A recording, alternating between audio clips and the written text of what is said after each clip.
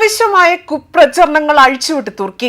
India തദ്ദേശീയമായി വികസിപ്പിച്ച മിസൈലുകൾ യൂറോപ്യൻ രാജ്യമായ ഗ്രീസിന് നൽകുമെന്നാണ് തുർക്കി ഇപ്പോൾ അവകാശപ്പെടുന്നത്.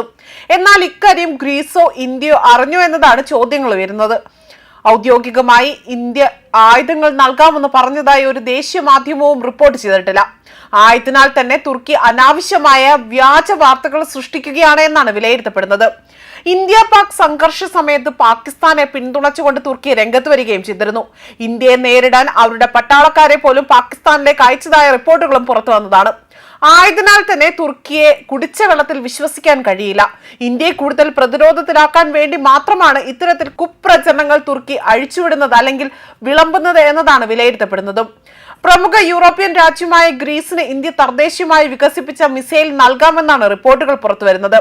പ്രതിരോധ ഗവേഷണ സ്ഥാപനമായ DRDO വികസിപ്പിച്ച long range land attack cruise missile, അതായത് LRLSM എന്ന മിസൈലുകളാണ് നൽകാൻ ഒരുങ്ങുന്നത് എന്നതാണ്. അതായത് ഇന്ത്യ ഓഫർ ചെയ്തുവെന്നാണ് ഗ്രീസിലെയും തുർക്കിയിലെയും ചില മാധ്യമങ്ങളടക്കം റിപ്പോർട്ട് ചെയ്യുന്നതും. അതേസമയം ഇന്ത്യയോ ഗ്രീസോ അവിടുത്തെ അധികൃതരോ ഇത് സംബന്ധിച്ച് ഒന്നും തന്നെ പ്രതികരിച്ചിട്ടുമില്ല. തുർക്കിയിലെ DR ഹൈബർ എന്ന മാധ്യമത്തിലാണ് ഈ ഒരു മിസൈൽ ഇടപാട് സംബന്ധിച്ചുള്ള വാർത്തകൾ പുറത്തു വന്നിരിക്കുന്നത്.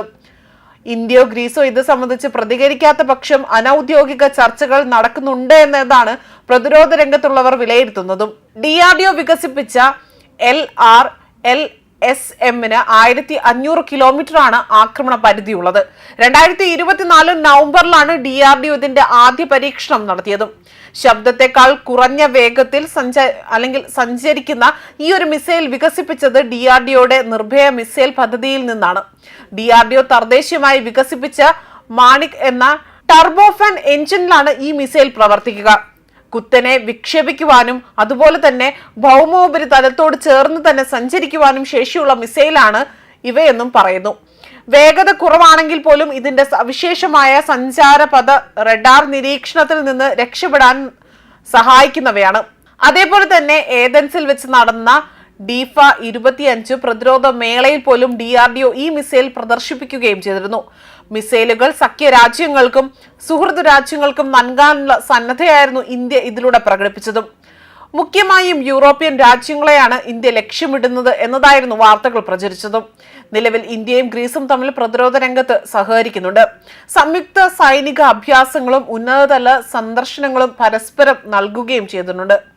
അതുപോലെ തന്നെ ഈ പശ്ചാത്തലത്തിൽ കൂടിയാണ് മിസൈൽ ഇടപാട് സംബന്ധിച്ച അഭ്യൂഹങ്ങൾ പരക്കുന്നതും. മാത്രമല്ല, മിസൈൽ ഇടപാടുകൾ നടത്താൻ തുനിഞ്ഞാൽ ഇനി അതിൽ ഏറെ അസ്വസ്ഥരാകുക തുർക്കി തന്നെയായിരിക്കും.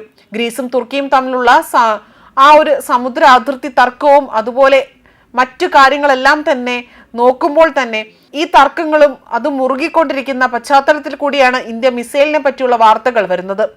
പരമ്പരാഗത ആയുധങ്ങളും ആണവ പോർമുനകളും വഹിക്കാൻ ശേഷിയുള്ള ഈ മിസൈൽ ഉപയോഗിച്ചുകൊണ്ട് തുർക്കിയിലെ ഏത് വ്യോമ താവളങ്ങൾ പോലും ഗ്രീസിന് അനായാസം ആക്രമിക്കാൻ സാധിക്കുമെന്നതാണ് മറ്റൊരു വസ്തുത. തന്ത്രപ്രധാനമായ സൈനിക കേന്ദ്രങ്ങളും ആക്രമിക്കാനുള്ള ആയുധമാണ് ഈ ഒരു മിസൈൽ. സൈനിക താവളങ്ങൾ, റഡാർ കേന്ദ്രങ്ങൾ, വ്യോമ പ്രതിരോധ സംവിധാനങ്ങൾ എന്നിവ ആക്രമിക്കുക എന്നതാണ് ഇതിലൂടെ തന്നെ ഈ ഒരു മിസൈൽ വികസിപ്പിച്ചെടുത്തിരിക്കുന്നതും. ന്യൂസ് ഡെസ്ക് കർമ്മ ന്യൂസ്.